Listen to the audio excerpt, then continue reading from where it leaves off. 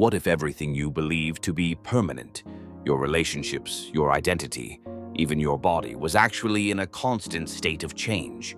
From birth to death, we live surrounded by transformation.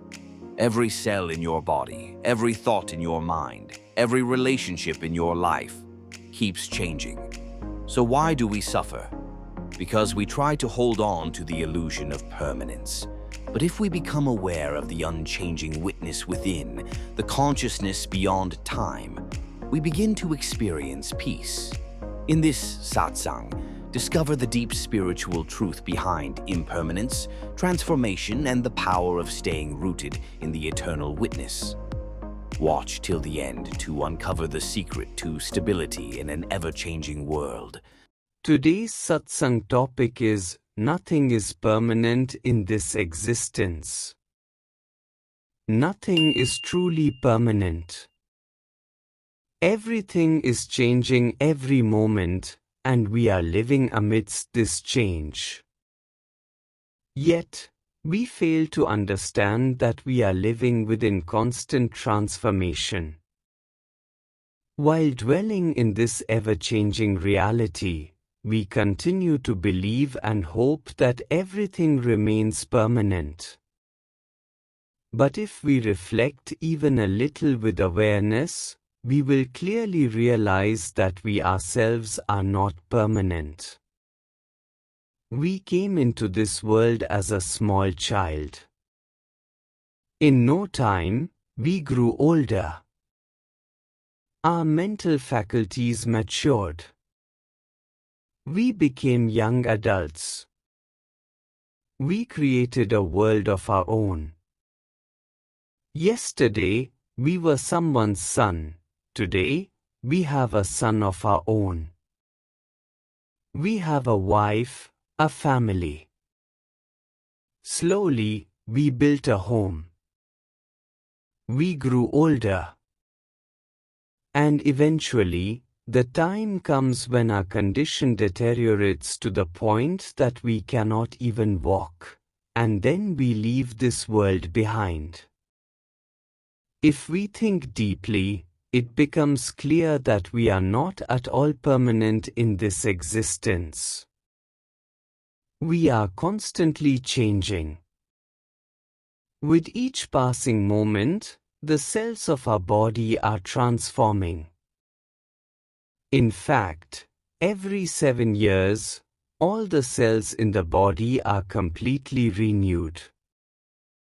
That is why people say, he's going through Said Sati, a 7.5-year astrological phase. Every 7 years, your thoughts, your physical body, your understanding, and even your relationships, all of them change. So you yourself can experience that nothing is fixed in this universe. Everything is in motion. Even our Earth is spinning, rotating on its axis, revolving around the sun. The moon revolves around the Earth. All the planets are revolving. Everything is moving. Nothing is stationary. So each moment is different from the next. What you were yesterday, you are not today. And what you will be 2 days from now, who can say? It's hard to tell. If you step into a river and then take your foot out for just a few seconds, and then place it back again, you can never step into the same water again. So much water would have flowed past in those few moments, you cannot even fathom it. And in those very moments, the cells in your body would have changed immensely. The universe itself would have expanded even more, because even the universe is not still. The universe too is expanding at the speed of light. In the same way, Everyone around you is also constantly changing. Nothing is static. We live in impermanence, and this is our life. The problem is that while living in this impermanence, we try to become permanent, and that is the root of our suffering. In this unstable world, we spend our entire lives accumulating wealth, building homes, forging relationships with one another, and then, in just one moment, everything ends. Why go far to understand this? Just 3 days ago, what happened in Kashmir was deeply painful for the heart. But if you look from the lens of existence, everything changed in a single moment. The families to whom this happened could never have imagined in their wildest dreams that such a thing would take place. So, this life not only changes suddenly, but also keeps changing steadily with its own momentum. It's very hard to predict when what will happen. And we live in this very uncertainty. If you just take a moment to reflect within, whether you are 40, 50, or 60 years old, you will realize how many people who were once part of your life, walking and talking with you, are no longer around. They were part of your home, your neighborhood, your workplace. Where have they gone? Everything has changed. Just like your life has moved from childhood to old age, so has everything around you transformed. If you see with the inner eye, you'll realize that nothing in this world is fixed.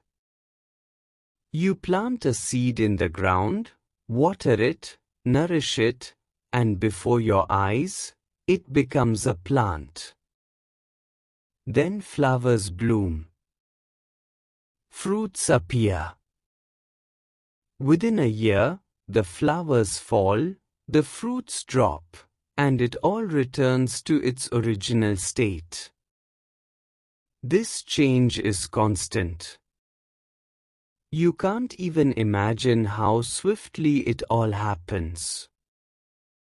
Even within your own family, someone who spoke to you lovingly in the morning, making you feel wonderful, by evening, that very person may start arguing with you. Such a quick and drastic change in their behavior, you can't even grasp why it's happening. But if you reflect deeply, you will realize, just as the world is constantly changing, so are your relationships. They change just as swiftly. If there's such a big shift in someone's behavior from morning to evening, you can understand that they are being influenced by the movement of planets, because even celestial bodies are in motion. Their mind is affected. Their body is changing. Their cells are transforming. All of this has an impact. Not only that, the waves of thoughts circulating around them also influence their psyche. So, if someone was good to you in the morning but is no longer so in the evening, don't immediately assume it's their fault. The entire existence itself is changing. Today, you may think someone is good and worthy. You might even praise them greatly. But just 2 days later, you may feel you were mistaken, that the person wasn't deserving of such praise. Why? Because you observed a change in them. Now, that change wasn't created by the person deliberately. They didn't do anything intentionally. It is the entire existence that is changing. The rays or energies that were influencing them have shifted. The thoughts and beliefs of the society they lived in, those too are constantly changing. The people they used to spend time with have changed, so naturally the person will also change. And you too will change. This entire world is nothing but a manifestation of change. There is nothing you can do to stop it.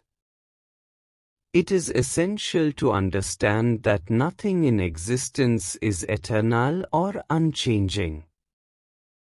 Everything is transforming every moment. For example, suppose you are having a conversation with someone.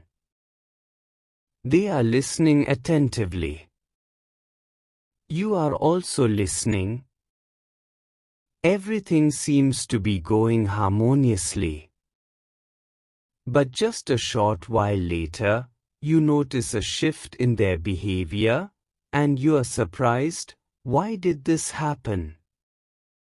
There is a deep science behind this, known as Swara Vigyan, the science of breath. While you were both speaking, if your breath was flowing through the right nostril, and theirs was also flowing through the right nostril, the conversation would have been in harmony.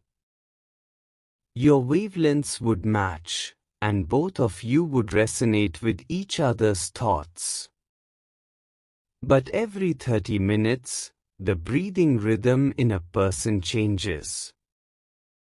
Your breath might still be flowing through the right nostril, but the other person's breath may have shifted to the left nostril. That subtle shift in breath also shifts their mental frequency, and now, whatever you say, they won't receive it the same way.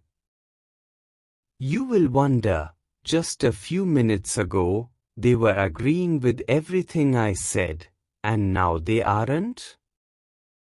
This is not their fault, and not yours either.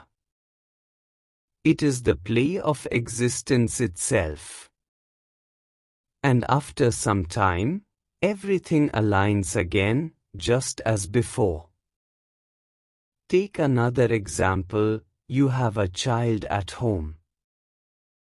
In childhood, he loves you deeply, and you love him dearly too. But as he grows older, turns 15, then 20, then 25, you start to notice that he barely pays attention to you. The relationship between you both seems to have changed so much that it's hard for you to even comprehend it.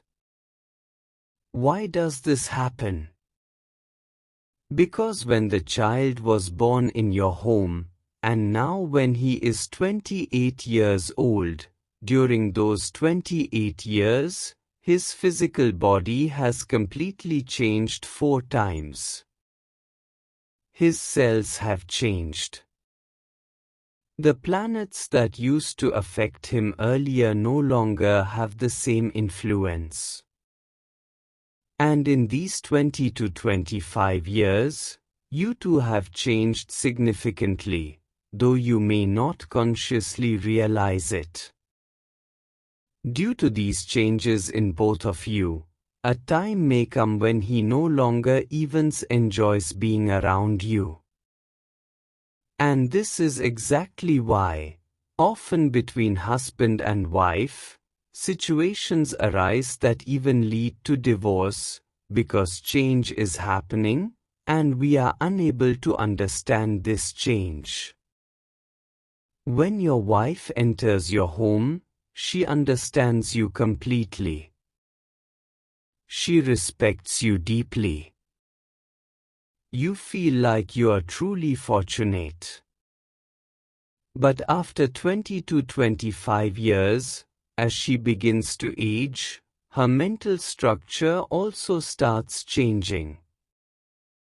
Earlier she was a tender young girl. But as she matures, that girlish nature gradually disappears. She starts taking on the form of an independent individual. From being purely feminine, she begins to display masculine traits.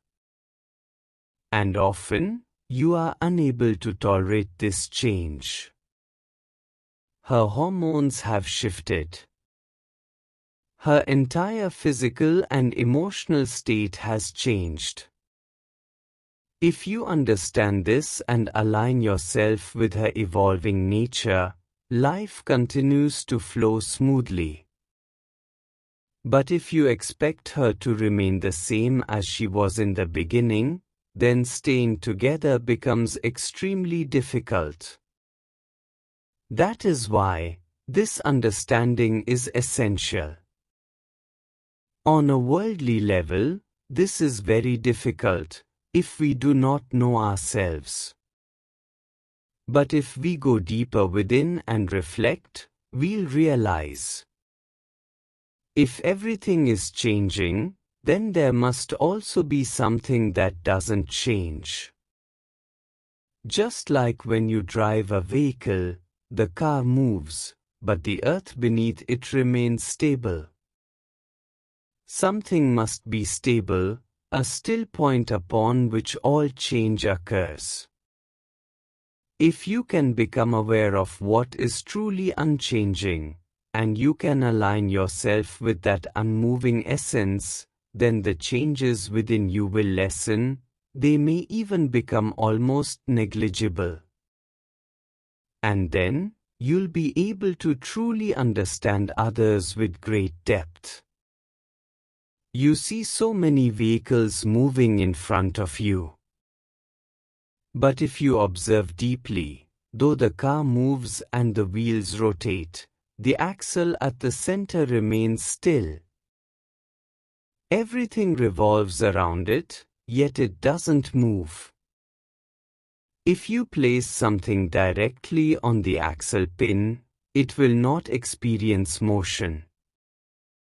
Similarly, if a grain falls between the two grinding stones, it gets crushed.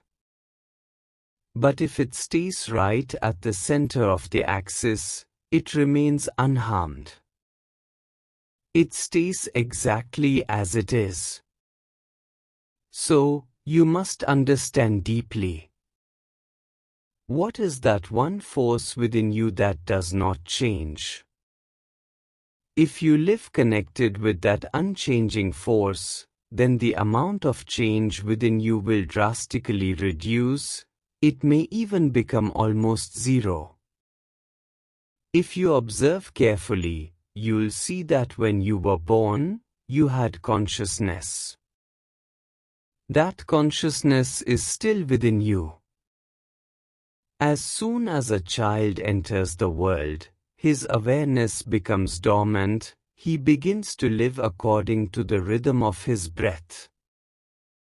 But if he comes to understand that behind every breath is his own awareness, his consciousness, which never changes, then the changes within him will become minimal.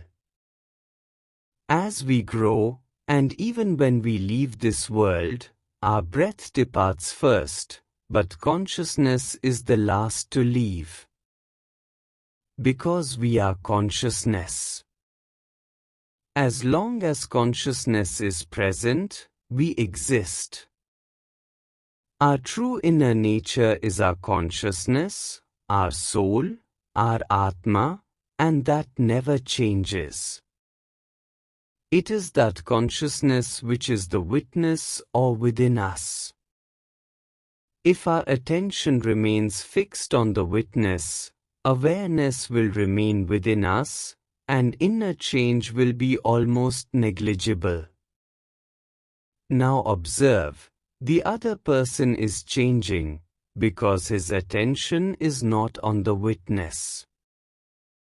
But if your attention is on the witness, then you will be able to endure his changes. You won't reach a point where you feel the need to separate from him. If you live aligned with consciousness, then many of life's pains and changes will still occur in the external world, but they will affect you very little. The consciousness within you does nothing, it simply observes. It is like a catalytic agent within your body. Everything functions in its presence, but it doesn't interfere in any action. It sees all things. It does not control, command, or participate. If you stay rooted in that consciousness, all your actions will flow smoothly and harmoniously. Just like you know, water is made of hydrogen and oxygen. But if you merely mix hydrogen and oxygen, water does not form, unless there is an electric spark. That spark is consciousness, that is the catalytic agent. Only in its presence does water form. And when water is heated and broken apart, hydrogen and oxygen escape, but the effect of consciousness remains unchanged. So, if you live with your own consciousness, then the changes in your life will reduce. You will experience more permanence. Change will still occur, but its frequency will be much lower. Just as when you stay with a virtuous person, your own virtues increase. In the same way, the more you remain with your inner consciousness, the more stability enters your life. Let me explain this through a story. When Arjuna was about to pierce the eye of the fish during his Swayamvar, a ceremony where a bride selects her husband, in it the fish was spinning in water. Arjuna had to shoot an arrow by looking downward at its reflection in water, while the fish itself was rotating above. He had to pierce the eye with utmost precision. At that moment, Arjuna went to Lord Krishna and said, "This is absolutely impossible." Lord Krishna said to Arjuna, "You are highly skilled and accomplished in your knowledge and training. You are an expert in your art. But until you take the support of consciousness, of the Supreme, you will not be able to pierce the eye of the fish in that critical moment. If you take refuge in the divine," Krishna said, "I will make the eye of the fish still before you for just a fraction of a second, and if you are truly proficient, you will be able to strike it." And so it happened, Arjuna pierced the eye of the fish. What I mean to say here is this. If you are connected with the divine, with your witnessing awareness, with your soul, with your consciousness, then even though consciousness itself does not move, if you are also proficient in your skill, that very consciousness supports you and helps you achieve your goal. This expansion of consciousness can lift you to great heights. It can raise you above all problems in life and help you move forward on the path.